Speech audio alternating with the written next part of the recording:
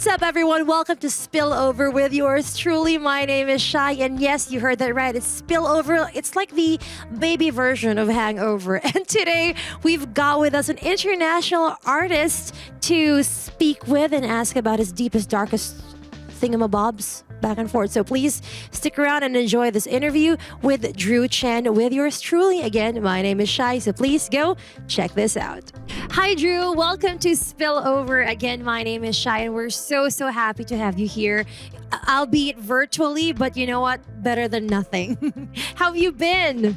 I've been really well, DJ Shai. Thank you so much for having me on Spillover, and yeah, just appreciate you guys spotlighting my work, and great to say hi to Manila, to the Philippines. Yes, actually, the entire Philippines, I would like to say, is watching you at the moment, and we're really grateful to have you here. And yeah, we're glad that you also took the time to answer a bit of our questions, because we do want to get to know more about you and your music. Well, more about you, actually. So let's start off easy. If we take away music from the equation, who is DRU CHEN? Like, what is the difference between DRU in the recording studio or the mixing studio and outside? Oh, I think I'm a person who's pretty interested in like growing, expanding, be it in the mind or in the body or in the spirit.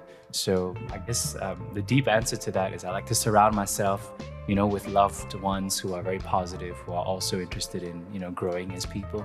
Yeah. And I think I've read somewhere that you're also an educator. You teach, right? And if that's the case, is there a age bracket that you teach or a particular subject you want to share? Yeah, absolutely. I'm a lecturer in an institute of higher learning. So I'm in the audio technology, music production, sound engineering field. And so every day I get to interface with students who are from the ages anywhere from 18 through to maybe 21, 22, and then also some adult learners as well. And like I said, it's all about that development and that growth and sparking the next generation to produce some incredible works. Yeah. Love that. So you're not just a person who wants to learn and grow for yourself, but also for other people as well. And you know what? I know obviously, you sound great as a musician, your voice sounds great, but I can also hear it in your voice. I think if I were sitting down in your class where I know nothing about what you were just talking about, I think that I would be, hooked because of how you sound. I don't know how you speak right now. It's getting me hooked, and I can't imagine just being like this in the entire lecture just in case. But I'm not. So here we are though in the Spillover online studio. All right. Oh, thank you. I feel the same about your voice, DJ Oh, thank Shai. you. You've got a very compelling voice. Oh, wow. Thank you. All right. Now, you've released the song, If Not Bad Is Not Good Enough. Yeah, that was the title. So under your album, Mirror Works 2. And it's filled with a whole lot of symbolism. It brought me back to my English or literature classes. Wow. Yeah. And we'd like to ask a little bit about it. If not bad is not good enough, when will DRU CHEN ever reach the word great? Wow. If you put it that way, that's a bit of a puzzle, isn't it? A tongue twister. How I want to address this one, I think this song is actually quite a dark place, because it's really about that sadness of being trapped in a situation, a toxic situation that you can't get out of because of your own healing that hasn't been done yet, right? So I think in order to achieve greatness, really you have to address the dark places first, the parts of your psyche that need healing before you can move on from something. And I think that is a very sad notion, Usually I make very upbeat, very happy, uplifting music, but I think it's important also to address, the balance, the both sides. Yeah, because sometimes we do have our dark days, and it's great that you were able to put that into song. Well, on the contrary, if not bad is indeed good enough, then do you consider it a silver lining between reaching and settling? And if so, why or why not? We're very essay here in this show. I'm sorry. No. I love it so much. I mean, if I read it correctly, my stance on it and, the people around me, settling, cannot settle. Maybe during a certain time, we may have to deal with the uncomfortable you know, challenge or whatever. But once we get over that hurdle, then, you know, we have to try to strive for greatness, or at least die trying. Yeah. But I love that you said you can't settle. You know what I mean? We shouldn't be settling, but we understand that at the first early stages of whatever we're going through, there's just a lot to have to handle, just a lot to deal with. So perfectly normal, guys. You know, if you're really going through a lot. I think because we all really do want to achieve a lot of greatness, we tend to be a bit hard on ourselves, and we gotta be kinder than that. Maybe it's an Asian thing. I don't know. Right? Yeah, you know what? Yeah, I think so maybe. too. But how about for you in your case? Have you ever felt like you've been really pushing yourself too hard, you know, achieving greatness too much that it, I don't know, maybe broke you down somehow? Yeah, sometimes it's completely counterproductive, right? And then, you know, maybe the focus is too narrow, and then I need my loved ones around me, you know, to remind me, hey, you know, what are you doing?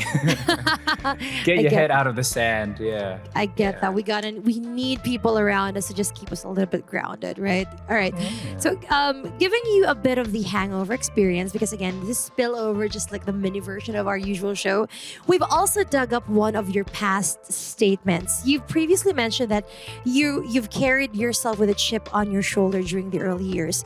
It was about 2019, and you were struggling to overcome the insecurities that made you feel less than. Looking back, how did you ever get to repair that chipped shoulder of yours? Wow, that's an amazing research that y'all did. We do have a really great team.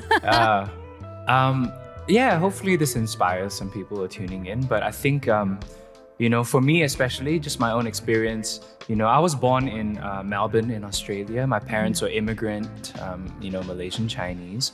And in my entire neighborhood and in my own whole school, you know, I was pretty much the only like Asian person. You know, it was all like, you know, white, Caucasian, Australian. Yeah. And there are many instances where, you know, in my life, I felt like, you know, uncomfortable being myself, you know, trying to fit in and things like that, you know. And, you know, when I went over to Singapore, because I moved to Singapore when I was a kid, you know, I was also at like the youngest, or at least I had to like skip a certain amount of education. So I was always the last one to grow.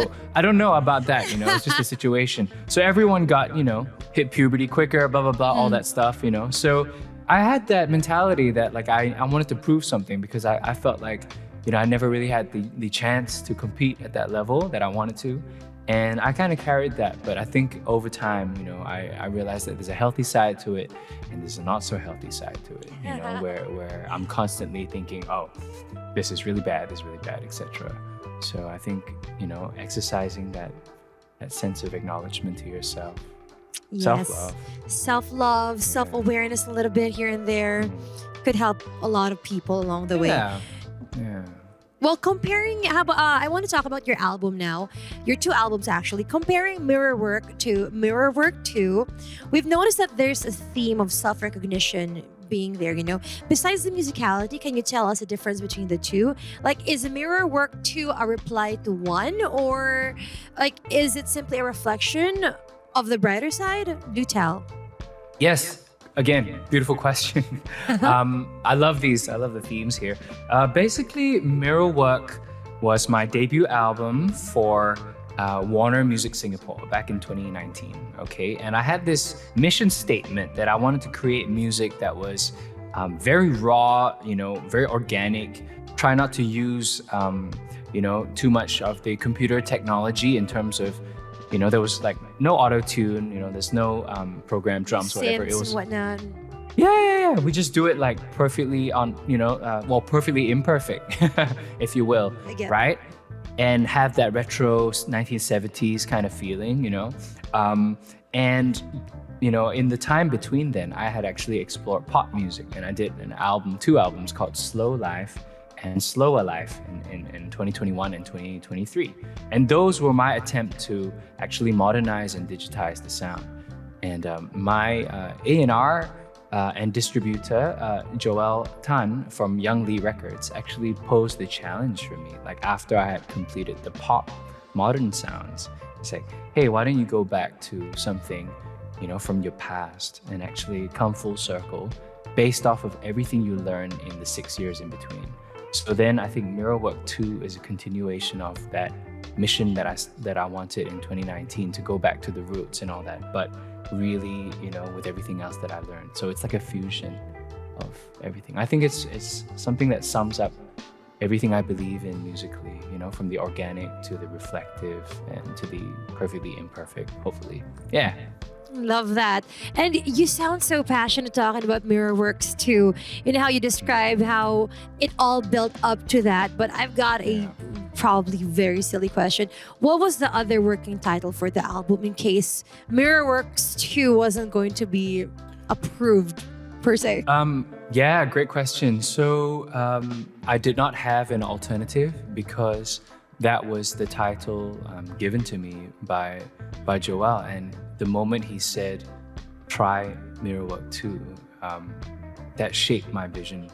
So it was always going to be called that. Now, the thing is, I feel like with every strong title, you know, that gives you a strong mental image, it needs to have a song that's also called, you know, that Mirror Work or Mirror Work 2. Actually, in 2019, the original one, my wife came up with that title. You know, because it was based off of something that we were learning in a workshop, like a therapy workshop, personal development workshop, which is actually literally called Mirror Work. Mirror Work, okay. Yeah. So anyway, long story short, you know, once that challenge was given to me, I wrote it. And then the last song I wrote for it was a song called Mirror Work 2, which is like a sequel to Mirror Work. Yeah. It's like a sequel and a summary of everything you've learned and, you know, grown from in the past year since Mirror Work. Yeah, I get that now. And yeah, would you imagine, would you suggest that people get to listen to 1 then 2? Like, imagine it as a Star Wars series. Should they be listening to it 1 then 2, or should they really still include the other albums in between? That's so funny. It reminds me of Ocean's 11 and then Ocean's 12. But then you have to go back to Ocean's 8 or whichever 7. number. I can't even remember. I can't keep track now. It'd be very interesting for the listeners to listen to and compare the songs, because one is written by, you know, a 33, 34-year-old, like now, 35. And then one is written by like a 26, 27, 28-year-old, you know? So it has different chapters. Yeah, no, there's no particular order.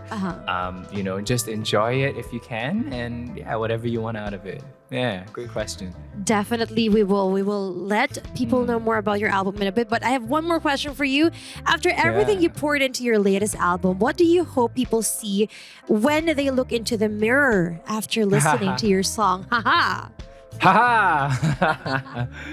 Wow. I mean, if you're not used to that kind of vulnerability, like journaling and doing all that sort of thing, it can be quite confronting, you know? Like I couldn't really, like, you know, look myself in the face, especially if I'm going through some, you know, crisis of confidence or whatever. I couldn't do that for years, you know? I remember, like, I never shed a tear since I was like probably like 9 years old all the way through until I became an adult. And then I was like, okay, now I understand emotional regulation, you know, I'm in touch with that. So what do I want people to get out of that, you know? Hopefully just some bravery to face your vulnerability, because there's power, you know, and truth in vulnerability. Yeah. No, you know what I picked up from that was, guys, your repressed feelings from a young age to adulthood, it's gonna become an album. So do what you will with that information, boys and girls. To our chasers, tune in, do what you will with that information. Well, thank you so much, Drew. This was such a fun interview.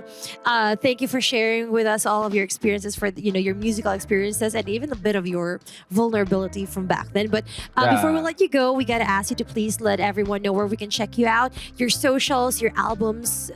I'll go ahead to our chasers. Yes. Oh, thank you so much, you know, DJ Shy, for having me, and shout out to all the viewers, you know, Manila, Philippines, wherever you guys are. You know, I have so much love for your people, your culture, your talents. I meet a lot of, you know, Filipino people in Singapore as well.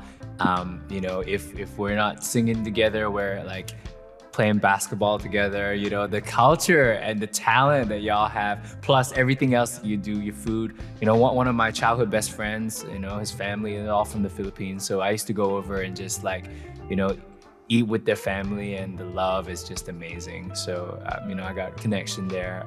You can find my music at DRU CHEN Music, DRUCHEN Music. Shout out to Spillover. I really appreciate y'all. Thank you. Thank you so much. Thank you as well. And if you enjoy your Hainanese chicken, we have a version of that.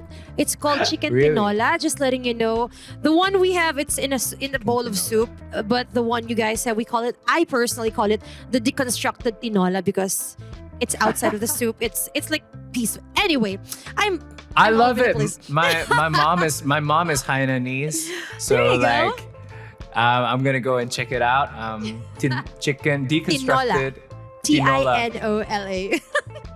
Can I just say I'm in love with the like Filipino accent? I just love it. I think it's so wonderful. Yeah. Second floor. Yeah. I'm stopping. I'm making it for myself to the viewers here. No, but I love thanks it. again, Drew. This is so fun. Absolutely our pleasure. And hopefully when you get to come to the Philippines, if you get to, please drop by the actual studio and we can do a part 2 of all this. I love it. I love it. Take care, y'all. All right. Thanks so much. We'll see you next time. Bye. Bye. I'll be with you anytime you want. Just can you come through for the summertime?